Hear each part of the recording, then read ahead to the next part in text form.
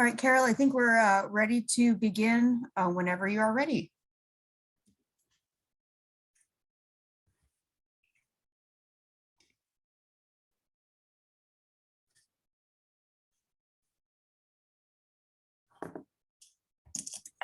Hey, Carol, for some reason we can't hear you.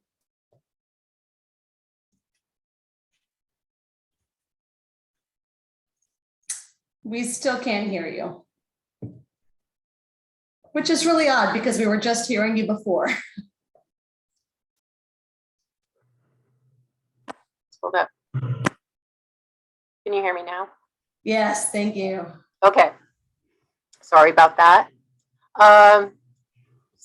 Welcome everyone to our next segment of the summit. My name is Carol Smathers.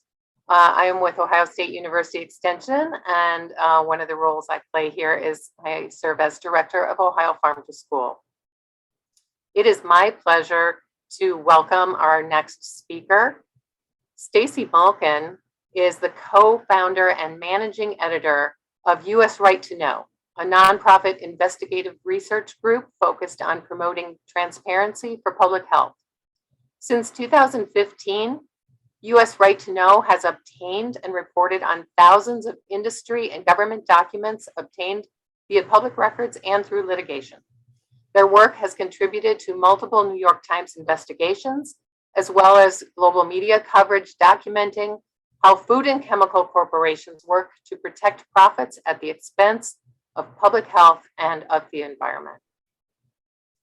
For the past 2 decades, Stacy has researched and reported on public health issues involving pesticides, chemicals in consumer products, genetically engineered foods, and global trends in land use and farming.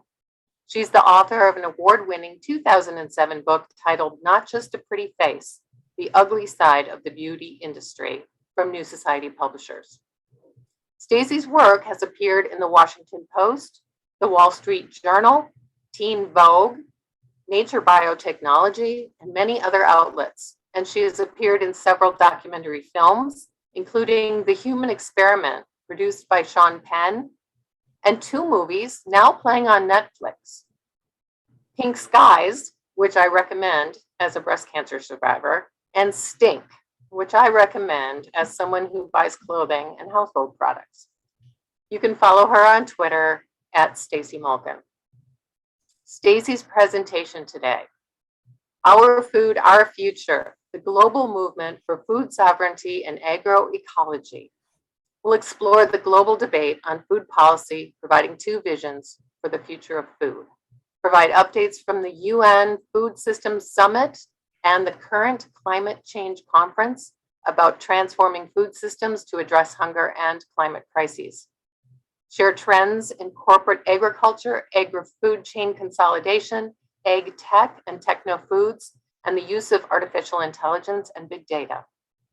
Explore policy challenges like seed laws and land grabs, and discuss promising directions, including climate smart agriculture, the movements for agroecology and seed sovereignty, as well as approaches used to win local victories. So one last thing is just a reminder to everyone to put your questions in the chat box as you think of them. And with that, I would like to turn it back over to Stacy. Welcome, Stacy. Thank you so much, Carol. I'm so happy to be here. Greetings, everyone, from the Ohlone territory, now called Northern California. And I'm really thrilled to be with you today at the Ohio Food Policy Summit. And I hear it's a beautiful day in Columbus. And I really just first want to thank and honor all of you for the work that you're doing at this conference, for the work that you're doing in your communities. I truly believe that it's one of the most important callings of our time to figure out how to create food systems that are sustainable, healthy, truly equitable, and can feed all people. So thank you for your work. I'm going to talk today, as Carol said, I might not get all of that in, but that's the topic I want to talk with you about also in the Q&A. So I want to leave about 20 minutes for Q&A, but I'll first go over some of my reporting about the global movement for food sovereignty and agroecology, which I've been following for about 1.5 years for US Right to Know. And I'll talk also about some of our findings from many, many documents that we've scoured over the past 7 years, having to do with the agrochemical industry's business operations and some of the trends that we see in the corporate vision for the future of our food. And I want to start out actually with a video, a short video. I'm going to play about 2 minutes of this video featuring a farmer from Zambia named Petronella Simbuchamba. And this is a video produced by the Alliance for Food Sovereignty in Africa, talking about government policies that discriminate against farmers in favor of the corporate sector, and particularly around seeds.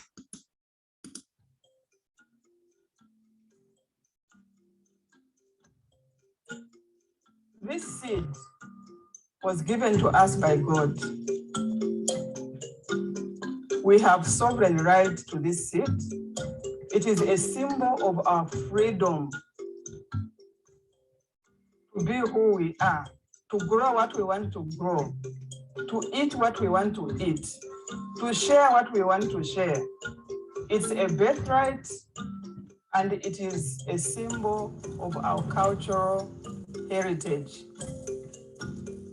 I found my life's purpose growing this local seed and distributing it far and wide. And yes, I've been threatened, but I'm not fazed. It's something that I'm prepared to die for. No one has got the right to come and dictate to us which seed to grow, which seed to keep, which seed to share. What right do they have? Can they be above God who gave us this seed? Let me tell you one thing. Every day I get on my knees and I pray to God, and I come against these multinationals that are trying to destroy our seed sovereignty. And they will not succeed. You will not succeed. At the end of the day, it is these bullies, these multinationals who benefit, not us. We are slowly killing ourselves, and we are slowly killing off the environment while they go away happy with the fat bank accounts. You cannot fight God. You can intimidate us. You can bully me, but you will never succeed against God. And I will never stop growing this maize because it was given to me by God.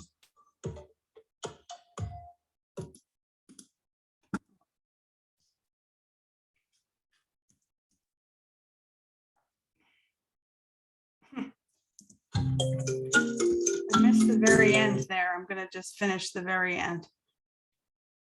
I'm prepared to die for. No one has got the right to come and dictate to us which seed to grow, which seed to keep, which seed to share. What right do they have? Can they be above God who gave us this seed? Let me tell you one thing. Every day I get on my knees and I pray to God, and I come against these multinationals that are trying to destroy our seed sovereignty. And they will not succeed. You will not succeed. At the end of the day, it is these bullies, these multinationals who benefit, not us. We are slowly killing ourselves, and we are slowly killing off the environment while they go away happy with the fat bank accounts. You cannot fight God. You can intimidate us. You can bully me, but you will never succeed against God. And I will never stop growing this maize because it was given to me by God. I really get upset.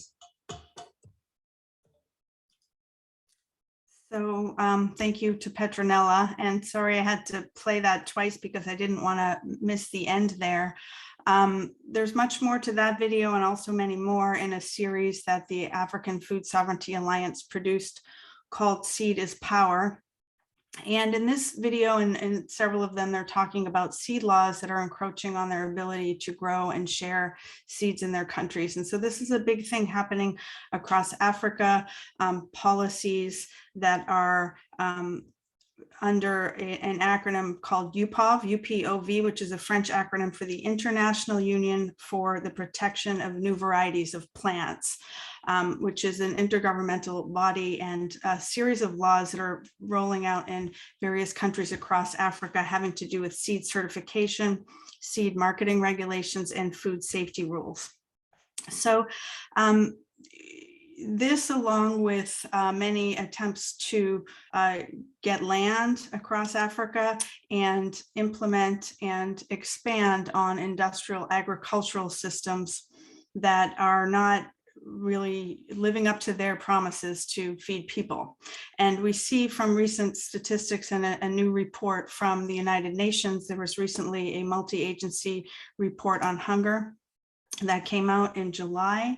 And this is the figures that they put together every year or so. But in the most recent, it was quite alarming news, partly because of the pandemic, but it's was following along with a trend that has been ongoing for several years. And according to the most recent report, 30% of the global population lacks year-round access to adequate food. Almost 10% of people in the world estimated to be undernourished, and especially hard-hitting on Africa, where 2/3 of the people in sub-Saharan Africa did not have reliable access to adequate food. And that has greatly increased.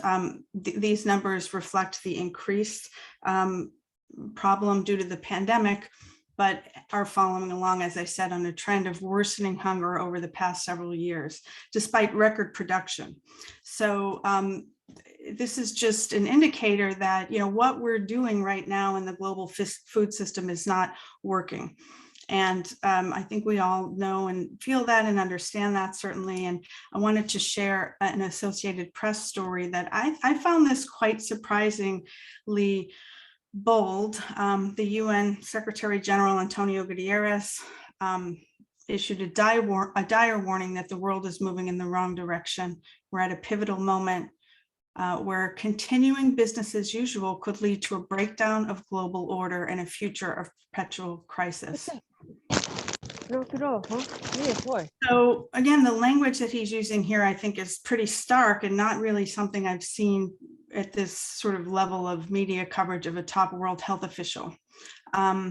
So he's encouraging us, we need to choose the breakthrough scenario. We're facing enormous stress on almost every front, and that the paralysis extends far beyond COVID-19, which we've learned through that there were many breakdowns in the global food system. And as I said, especially in Africa, but also climate crisis, our war on biodiversity, unchecked inequality that is undermining cohesion of societies, and then technological advances that are going forth without guardrails to protect us from unforeseen consequences.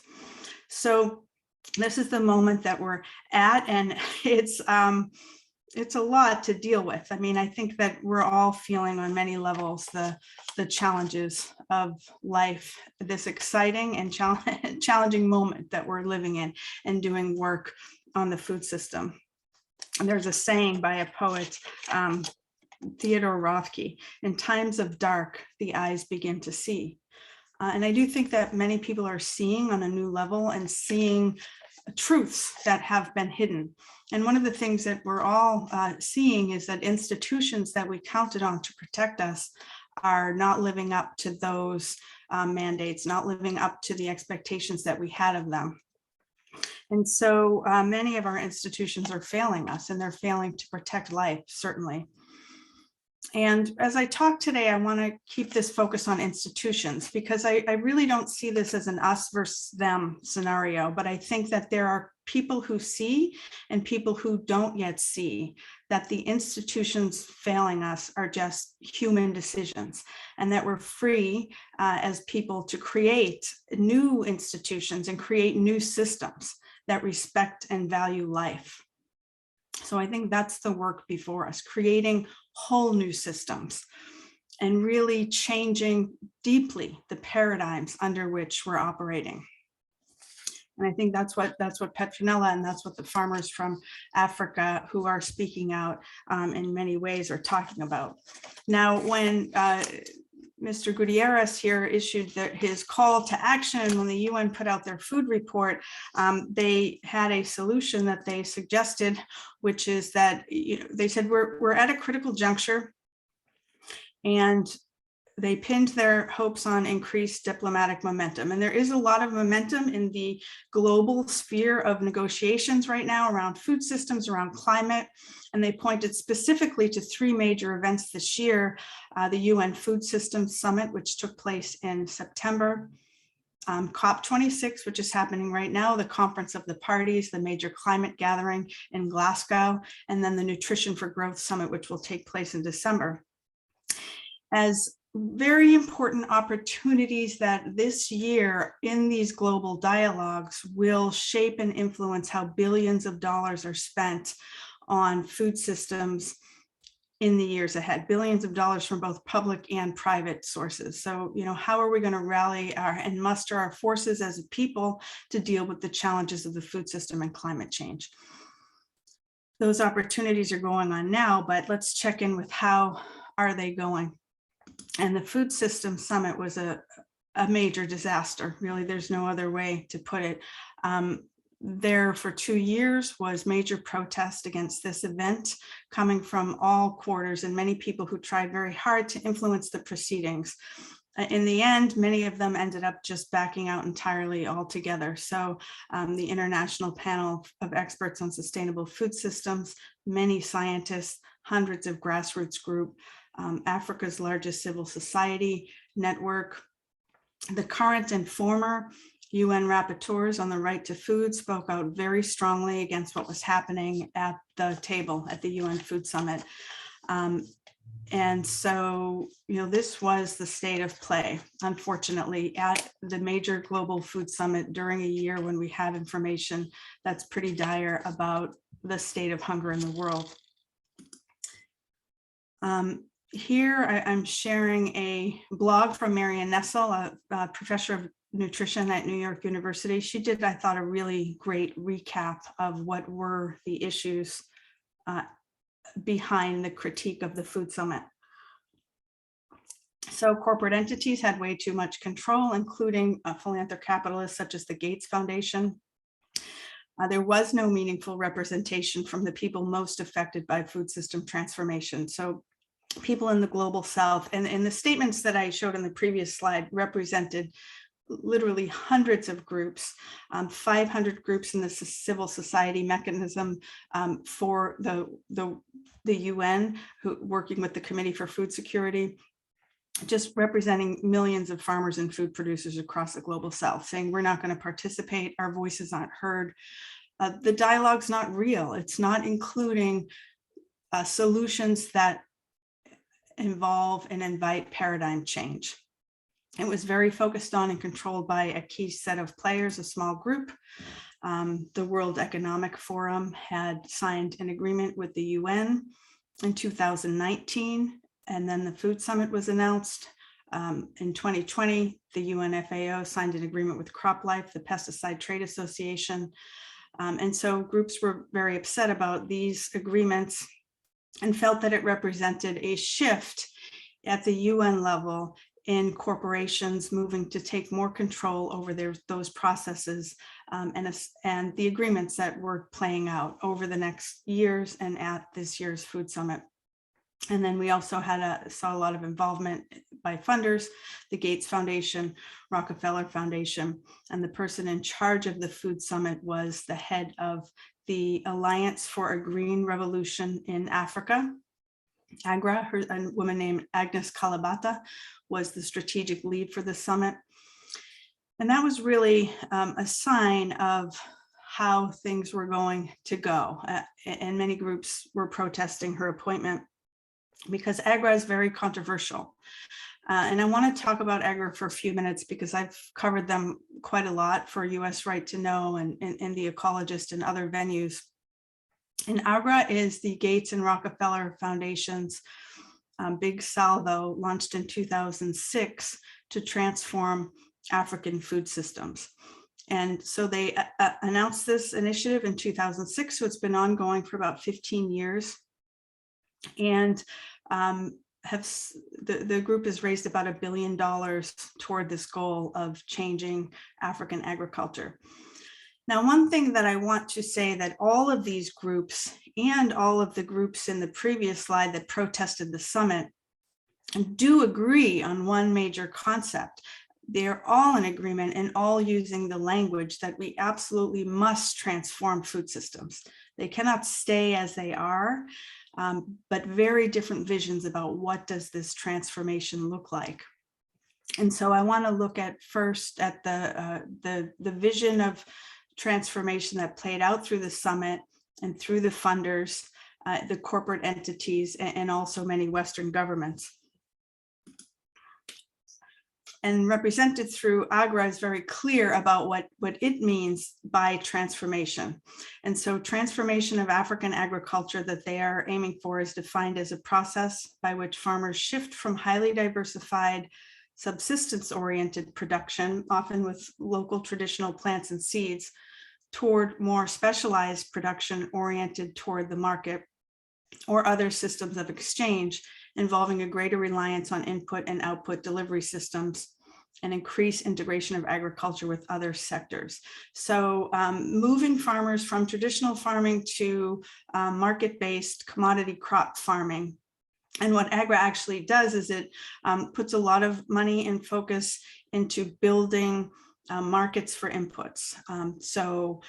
Fertilizer and hybrid commercial patented seeds, or mostly the seeds that they are focusing on, seeds that are done through conventional breeding to go with fertilizer. So seed fertilizer packages is generally what's considered the Green Revolution technology package, with a lot of promotion and hope for genetically modified seeds as part of that package. I think that's where they're going with it, but the current focus is on hybrid commercial seeds. So they've been at this, as I said, for some time, about 15 years. And so there's some good data now, unfortunately not from AGRA. They have not put forth much in the way of comprehensive data or reporting on their first 15 years of progress, which I think is a really big concern, because it is not just private money, it's also government money that's influenced by these programs. And I do think that they have an onus to show funders, to show governments, to show the people that they say they are serving what the progress has been. They haven't done any comprehensive reporting, but several independent groups have, and I just want to look at that data for a moment. So there were 2 reports that came out in 2020. One was from the Tufts Global Development and Environment Institute, an impact assessment on AGRA's 15 years, and also a report from a range of environmental groups from Africa and Germany, which are listed here at the bottom of the screen. And they looked at what does the data say from national level statistics on how AGRA and the larger Green Revolution has performed in Africa.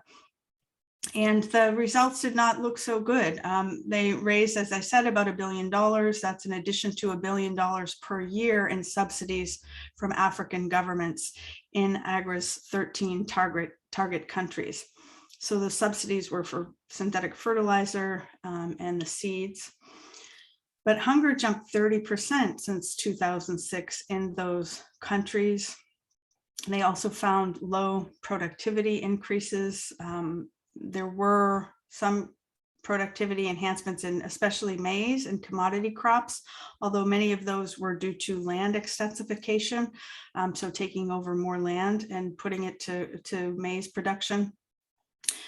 And there wasn't any evidence that AGRA is reaching a large number of small farmers or women. They did find evidence that some of the more nutritious, local, climate resilient crops were being displaced in favor of maize and commodity crops, and that people who were seeing the benefits were mostly those who already had resources. So it's a failing model, failing results. It's time to move on, was a quote by the lead researcher, Timothy Wise.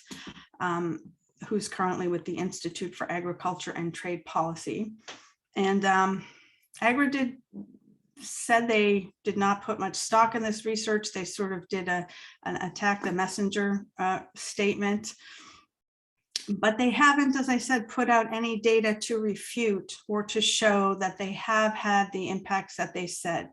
They did do a lot of promotion and a lot of fundraising around the idea that they would be able to double yields and incomes and cut food security in half for 30 million African farmers. That was the promise on their website. They removed it about a year ago. And they're undergoing a strategy reboot now, and I understand a fundraising reboot to try to organize the next phase of the Green Revolution in Africa. And a lot of groups are saying they need to change course, and they need to, first of all, listen to farmers on the ground, and then also advocate and start to invest in agroecological solutions that are driven by farmers on the ground. So a lot of folks are speaking out about this, speaking out about Bill Gates' involvement, about the lack of accountability. These articles are all just in the last year or so, where many African groups have written letters to the Gates Foundation. In June, 500 faith leaders from the Southern African Faith Environment Institute wrote to the Gates Foundation, and also the Alliance for Green Revolution in Africa wrote to all of the funders of AGRA, including USAID, Rockefeller, several other Western governments, and the Gates Foundation, asking them to come to the table to involve farmers and local communities in the decisions they're making, and to stop investing in industrial agriculture that is harming the environment, increasing fertilizer use, not helping farmers as far as the evidence that they see. They asked the entities to provide any evidence of success. They did get various responses from some groups, but the Gates Foundation has not responded at all, which I find to be interesting and problematic, because they're an entity that has enormous power over how food systems develop. I do have a lot of resources on our website that I'll share later, and I've also shared, I have a fact sheet on critiques of the Gates Foundation's agricultural interventions, with links to these statements and kind of a lowdown on what's going on with the critiques against the foundation, as well as their responses, AGRA's responses, statements from Agnes Kalabata, showing kind of both sides of the issue. And I think the Gates Foundation does surely a lot of good work. And I haven't looked at other aspects of how the foundation operates. Just my focus has been the agricultural development programs, which are focused on Africa. And I think there are just lots of things to look at there, and scrutiny is warranted around lack of accountability, lack of transparency, the power that the foundation wields, and also some of the conflicts of interest in investments that are being made around the new tech food future and the commodity crop feedstocks that are needed to create that future. So I want to move into talking about that and sort of some trends in corporate agriculture that we see from our research, and just that are as part of the talking points of the Food Summit, and kind of how the transformation language is being used to talk about how we should change our food system in ways that fit within a corporate model that has not been serving all people. Oh, I also have several articles about Bill Gates, and a Bill Gates food tracker, for all the reasons that I just said, because they're having enormous influence and not a lot of accountability. And they do, on their side, they say we're providing farmers with choice, and farmers in Africa have a right to have the same access to technologies that Western farmers have. So yes, and also though, I think they do have an onus to check in with farmers on the ground and to show with data how their programs are working, because the critics say, well, They're actually limiting choice, because when subsidies and enormous philanthropy goes toward creating certain food systems, they're shaping markets, they're shaping food systems around certain types of technologies that are owned by corporations and that are leaving out and disempowering locals from being able to save seeds and have power over their land and how their food systems develop. So those are the main arguments there. Okay, also checking in on COP26. I'm not going to talk much about this, but this was an article in Mother Jones by Tom Philpott. Not a single day will be devoted to food and agriculture at COP26, the source of a quarter of global emissions. So while I hope there is good work and I hope there are good things that will come out of COP26, the food issue is just being pushed aside. It is not being dealt with in an honest, authentic, reasonable way through any of these major events that are happening this year. And why is that? Well, this is a slide from La Via Campesina, which did a report about a summit under siege for corporate control.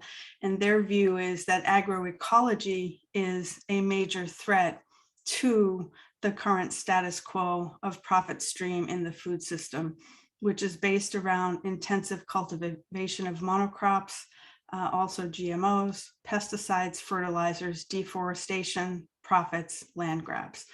That this system is so entrenched, the machinery is rolling, and agroecology, which is not just a ecological practice in farming, and this is why I use the term agroecology, which I know there are debates about it, but it's about farming practices in line with nature, but also considering social systems and economic systems that need to change in order to provide equitable, sustainable food systems. So it's a way of farming, and it's also a political movement, and it's one that is threatening to the status quo.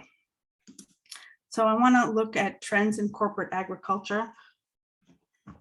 And let's see, I have about 10 minutes left that I want to talk here, so I won't spend too much time. But of course, the major trend is consolidation, continued consolidation, mega mergers, buying up of seed companies, and merging of the major players. This is from Phil Howard at Michigan State University. And there has been consolidation since then. We now have a situation of course, Bayer bought Monsanto, ChemChina and Syngenta have merged. Corteva is now representing Dow DuPont and BASF. So these four players now, Bayer, Monsanto, Corteva, ChemChina, Syngenta, and BASF, own about 70% of the global seed and pesticide markets. And those two are very much aligned, seeds, pesticides. We know that all of these companies have in common messing around with the science in ways that does not, that puts profits above human health and the environment. We see this over and over again. These are just headlines from the news about chlorpyrifos, PFAS, Agent Orange, the Teflon chemical. Basically, these stories recounting how through their own documents that have come out in lawsuits, showing that the companies knew, they hid evidence, they manipulated research in ways that made products look safe, they influenced government regulatory agencies, they attacked scientists. Documents show that Monsanto knew that its dicamba crop system would damage US farms due to dicamba drift, but went ahead and pushed for the approval of those crops anyway. So we have looked a lot at these documents in our work at US Right to Know, and these are just some of the resources that we have on our website. We have put together all of the Monsanto papers from the trials against Monsanto. We're also tracking dicamba and paraquat trials with both documents that are coming from Discovery and also reporting on it. And my colleague Carrie Gillum, who is a Reuters reporter for many years, follows those trials and reports on them regularly. She's also written 2 books, Whitewash and the Monsanto Papers. We have also at US Right to Know, we started in 2005. We launched in 2005 and, 2015. Yeah, my son was born in 2014 and US Right to Know came online in 2015. And we did many Freedom of Information Act requests, many of them at universities, government institutions, trying to uncover what were the relationships between the pesticide companies, university professors who heavily promote biotech and pesticides, and groups that promote them. And we've gotten lots and lots of documents. I've put together we have tens of thousands of pages of documents. Many of them are now posted in the UCSF chemical and food industry document archives, along with the tobacco papers. And we've written about the documents in many ways, articles, fact sheets on propaganda groups that help the pesticide industry that appear to be independent groups. And then we also have investigations on COVID-19 origins, sugar soda, neonics. We're starting a new investigation, done a lot of writing on the Gates Foundation, as I said. So those are the resources that you can find on our website. And what we see in these documents is a lot of maneuvering behind the scenes by the companies to shape how the public sees science. Not in ways that are based in scientific fact, but in ways that are based in profit considerations and product promotion. So these are a few of the documents that we have and write about on our website. Just this one over here looks at the strategies and tactics around how Monsanto planned to discredit the scientists of the International Agency for Research on Cancer over their glyphosate report. There's this one with the highlight here has groups that were deployed to try to discredit my colleague's book, straight from Monsanto and their PR firm. We're going to write talking points. We're going to encourage all these groups to do negative book reviews. They had a whole entire communications plan against our group to try to discredit our FOIA investigations. And there were lots of details in this document, but one of them that I like to point out, the social media approach. They had a plan, one tweet from Gary Ruskin, my boss, they would, they had an action, 10 tweets, they would do this, 25 tweets. If it was many tweets over many days, they escalated it to an emergency meeting of the steering committee, which was all the top pesticide firms. So the companies really were worried, bottom line, about information coming out about how they work with universities, how they work with front groups, how they work behind the scenes to manipulate the scientific record in ways that show their products are safe. So I think it's important to just know the background. As I said, failing institutions, these companies are not taking actions that are, well, they're taking actions that are aligned with their public mission, which is to make as much money as possible for shareholders.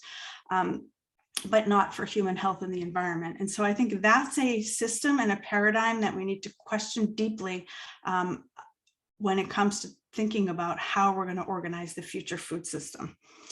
So I'm going to go for just a few more minutes more because I want to talk about where this is going. Now, what they attack scientists. This is the leading biotech website on the web.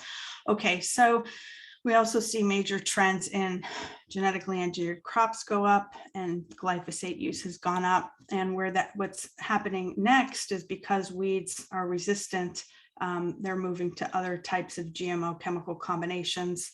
2,4-D use expected to triple after the recent introduction of Enlist Duo tolerant crops and then Enlist E3 soybeans. And now we've got Dow is proposing a 5-way herbicide tolerant corn resistant to 5 pesticides. So that's the business model. And now they are marketing themselves as the solution to climate change with words like climate smart agriculture, sustainable intensification. We're going to do more and more corn and soy monocultures, but find a way to do it sustainably through genetically engineering microbes in the soil, nature-based solutions, referring to genetically engineered algae and yeast foods, carbon trading, AI and big data, and lots of plans for genetically engineered patented plants, animals, and cells. Now, these technologies may have some great uses, and it all depends on the context in which they roll out. But if they are going to roll out in a way that follows the previous paradigm that I was just talking about, with uber consolidation, with not honesty in science, with propaganda campaigns instead of honest scientific discussions, that's not going to be a solution for the climate and for our food system. But those are the discussions that were dominant and almost entirely taking over the Food Summit and other global debates and spaces for having these discussions. I want to look at just one of these in the next couple minutes, and that's the nature-based solutions, which is, I've reported on this quite a bit, and I really think that while plant-based meats and cell-cultured meats, a lot of people are excited about them, but I want to talk about them as part of the system. This is a picture of Cargill's new $50 million plant in Lincoln, Nebraska that makes stevia, which is genetically engineered yeast made to taste like stevia. So it's a nature-based product. They market it as not artificial, 0 calorie. Really, it's a test run for this new factory. And it's situated in Lincoln, Nebraska, right in the heart of GMO corn country, which we suspect, they won't tell us, but is probably the feedstock, because these foods, these techno foods, cell-based cultured meats, plant-based meats like the Impossible Burger, they need a feedstock. And so genetically engineered corn and soy, this is another use, sort of shifting the production from meat, because a lot of people are in agreement we need to reduce meat production, shifting corn and soy production from meat and livestock to factories like the Cargill factory. And these are some of the foods that are being proposed: cell-based meats, this cheese over here, the Impossible Burger has lots of patents. There was recently some good reporting in The Counter by Joe Fassler, sort of pointing out many concerns about this business plan. Huge costs to produce. Consumers are not wanting it. They're already asking for subsidies. Very energy intensive factories, there's lots of plastics. And I think it's a really time to stop and say, is this the food future that we want? My biggest concern about this is going to ultra processed foods. And we know from lots of science over many years that ultra processed foods are not good for people. So does it make sense to create a new food system with energy intensive factories making ultra processed food? It's a good time to question that. There's a really interesting video, 20 minutes, that I encourage everyone to watch on Bloomberg about Ginkgo Bioworks, taking you inside the factory of Ginkgo Bioworks and showing how they're planning to make basically everything. That this is the goal with genetically engineered cells. I wrote about this for US Right to Know, and based on their investor presentation, they're planning to create up to 20,000 engineered cell programs for food and many other uses that would act like apps on a biological platform, so that you could buy, like you buy on Amazon, you could buy a genetically engineered cell culture to make your perfume, to make your food product, to make all kinds of things.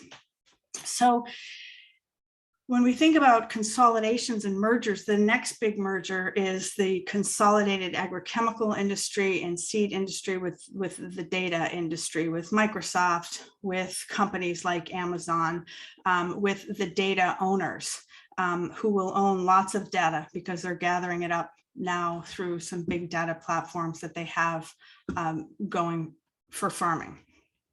In other words, big data is another one of the major themes of the sort of climate solutions for food. And as you all may know, the John Deere tractors are an example of gathering data from farms everywhere, but the farmers gathering the data don't necessarily have access to it. And it will be run through AI platforms that will make decisions, for us, for farmers, about what to plant, where to plant. And this may have uses, but it also raises many questions. Who's in control? Where's the transparency? is the value health, safety, and feeding people, or is it going to be corporate profit? This is just, yes, okay. So Petrodella. I want to end, and I'll end quickly because I want to leave time for questions. But what the African Food Sovereignty Alliance and many partner groups are saying is that we need to invest in agroecology, and that the science shows that agroecology holds true promise to create viable, profitable food systems for farmers. And these were the 13 principles of agroecology laid out in this report. This report came out in 2019 from the UN's high-level panel of experts on food security and nutrition. And the points made in this report was we need to absolutely to shift from a green revolution industrial ag model to one based on diversity, resilience, that also includes social and economic needs. In other words, a political arm, and that the current investments in industrial agriculture are taking away from, and we need to shift investments to agroecology so that it can operate on a level playing field. This is just some more recent science on agroecology showing that it really does have a lot of promise for being a major solution for creating healthy food systems. And there's lots of energy happening all around the world. And I want to hear more about what's happening in Ohio with your innovative solutions. I encourage everyone to please contact me at stacy@usrtk.org if you have story ideas or information that you think should be reported or looked into more. And these are just some very recent positive good news stories, but Maine was just the first place in the US to pass a right to food amendment. And there's the text. And I think there's so much energy right now happening for truly positive, creative solutions, and that we all can push forward the conversation about how we need to not just look at solutions as a one-off, but we need to look at the paradigms within which they sit and challenge the paradigms that are not fulfilling people's needs, that are not respecting life, and change the institutions through which we create the food system that can feed my child and all of our children into the future. So thank you so much for everything that you're doing toward those goals. And I just encourage all of us to be louder, bolder, stronger, more connected, and to bring forth the challenges to the paradigms in ways that people can see themselves as part of the solution. Because I truly do believe that wherever you sit on the range of the food system, from working on policy to farming to even working in these large corporations, there's an opportunity to challenge thinking and to create new possibilities for others to step forward and create the world that we want to leave to our kids.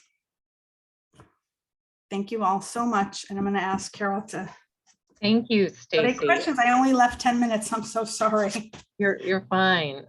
The situations and the information you shared, they're really startling, and I hopefully they will motivate many of us to learn a lot more about these issues and to take action and to challenge paradigms, as you said. So any questions that you all have, please put in the chat. I'm also going to put in the chat, I just have sort of a list of links. I think I might just pop them all in one comment. And there's lots more. Let's see. It's not working. Well, but I'm happy to answer any questions. Well, I can start. Yeah. You showed us the artificial meat products, the manufactured meat-like products, and talked about the dangers associated with those. If the world's going to go to consuming far less real meat and not consuming those artificial ones, what are the promising protein sources on a world, global? Yeah, that's a great question, because a lot of people really have a lot of hope in the cell-based meats. Right. but think about how much resources Right. is going to go into creating them. So other sources are plants, plants, just plants, eat more plants, and more diversity of plants. I think one of the things that we're absolutely facing with climate change is that you need to have local solutions for what works in your local environment for growing food. What gives you the most nutrition? Millet is an example in Africa that's been a great crop for high nutrition and also climate resilience. And has been displaced by the corn in some areas. So yeah, I think non-factory farm foods, and that goes for livestock too, creating livestock farming that helps the planet rather than takes from. And there's lots of interesting work going on with that as well.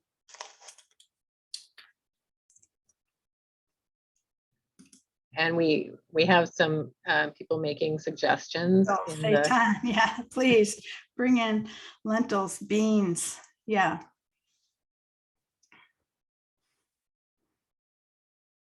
But the cell-based meats are getting, of course, billions of dollars in investments and as well subsidies. Like I said, the government just gave a $10 million grant to Tufts, I think, for a cell-based meat program.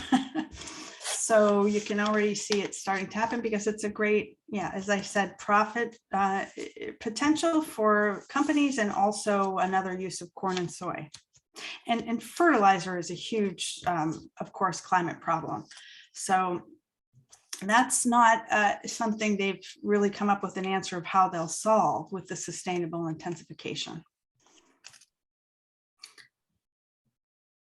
And I think I got a lot of the links in there, but if anybody wants the presentation or a full list of resources of the things that I talked about, I have those. Great. Yeah. How can local food policy councils amplify their work to the national and international food policy agenda? I think that's a great question because I think it's crucial. Like, hey, we're finding these solutions in our local community. You need to be considering them nationally, and we need to be a leader in true sustainability solutions. I'm going to put in a link from the Institute for Agriculture and Trade Policy, which just wrote a letter to the Biden administration, which I think is a good start. And the Biden administration is, I hear, there are differing views within the administration, with some people really wanting to see a shift from the industrial ag support that the U.S. has been a leader, an absolute leader around the world. And he did put Vilsack in charge of the, USDA, which is not it's not great for local communities. There's really a lot of corporate ag influence within the administration, but people with new ideas, and those people need to know that they have support.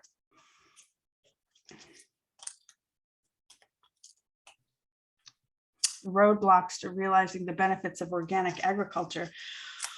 Well, I think, again, these systems, the immense subsidies that are going to industrial agriculture, let's just put it on a playing field that's even. There was a good report from the International Panel for Experts on Sustainable Food Systems about what's holding back investments in agroecology around the world. So investments in research, like we've got many universities around the world focused on how to fix food systems. The huge majority of it is going toward these biotech solutions to patentable, technologies, not agroecological studies or, programs to test them out. The studies that have been done are really looking promising, but the report showed that, what's holding back, it's the donors and the philanthropists, the Gates Foundation again, and some of the states that are leading money on research are, again, making sure that the research goes in a way that can fulfill their vision of profits in ag tech. So given capitalism's tendency toward intensive commodification and industrial monopolization, do you think food and agriculture need to be decommodified and that we should move toward a food as a human right kind of model instead of a profit-based model? Yes. Thank you, Brian. You said that very well. Absolutely. Absolutely. What other choice do we have? It's so clear that the current corporate controlled food system is not feeding people. And now we have this presented solution is we just need to double down. We need to put more investment, more subsidies. No, we need to change the model. So, what does that new model look like? I think we have a great need for people to articulate that, to share examples where it is working, where, these programs on the ground, to just really find the language to and the inspirational language to say what this new model is. And I think to challenge the corporate paradigm wherever we can. This is not working and we need new solutions.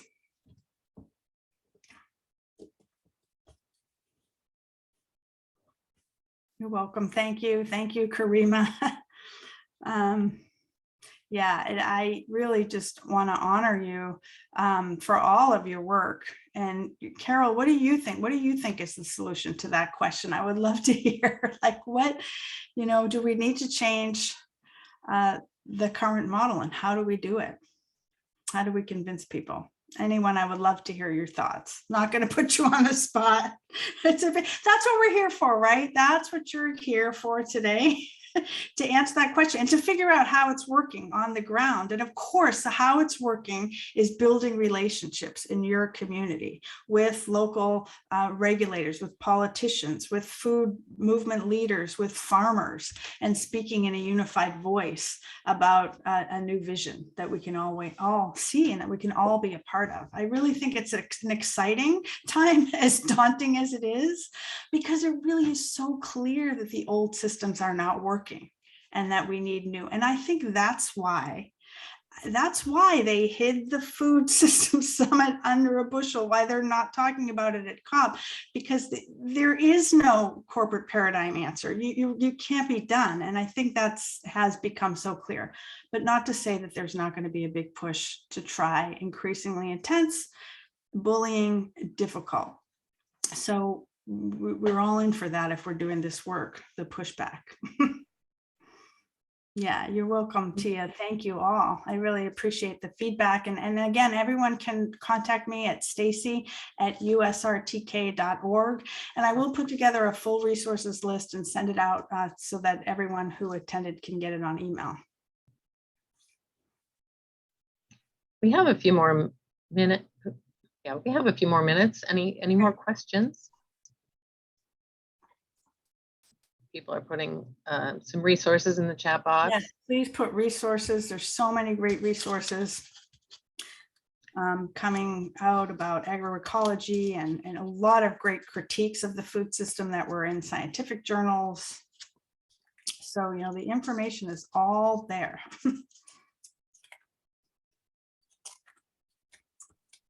Great. Well, I hope you Emily all has her hand up. okay. Oh, Emily, please. Yeah, I just wanted to say that, it's so interesting. So much of this is focused at national. Stacy has done a great job talking about international policy.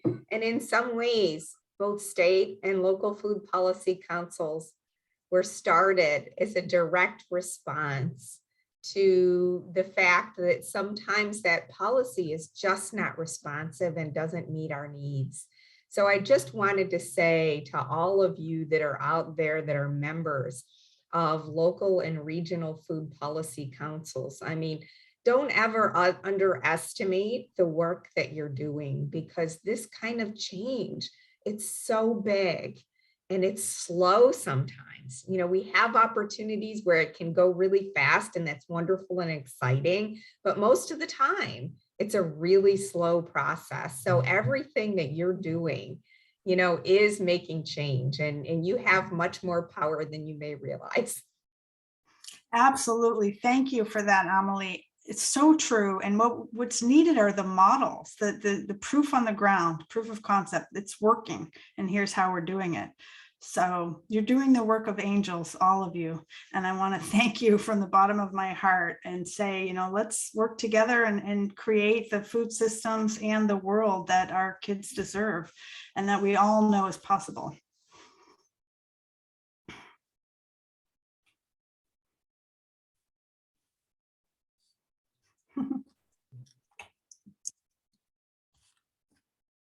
Well, I'm not seeing any additional questions. If you have any, put them in there real fast.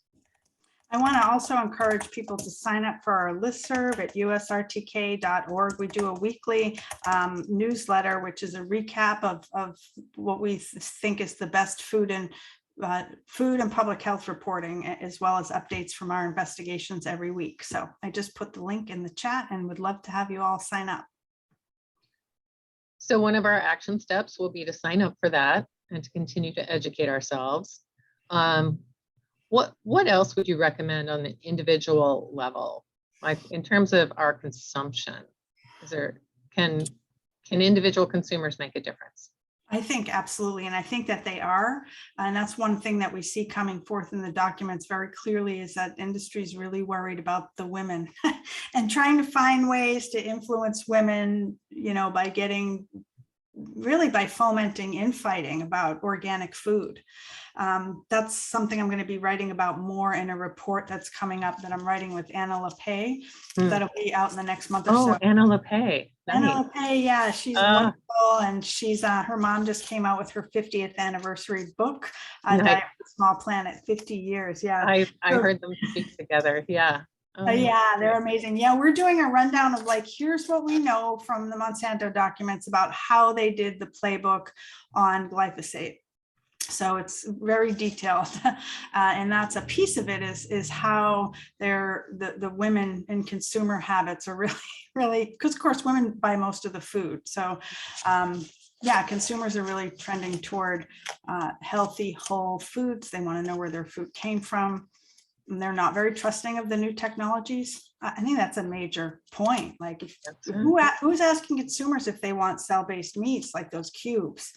Like because the focus groups and surveys are not favorable. Wow. So it really makes sense to put money there. And then the ultra processed food problem. I think, you know, what can we do? Buy from local farmers. And that was for me, one of the best things about the pandemic was I really figured out how to buy most of our food from the local farmers market. And I know that's not available for everyone, but you know, yeah, eating close to the bottom of the food chain and lots of variety in foods and whole foods, I think, is a growing trend, and it's something that we can all do every day with the choices that we make. Thanks. Yeah, I would agree, definitely. So there's a question: who funds the work of US Right to Know? We have all of our funding on our website. We get funded by a variety of groups, donors, and other nonprofits. Yeah, but we have it all listed on our website at the About Us section of usrtk.org.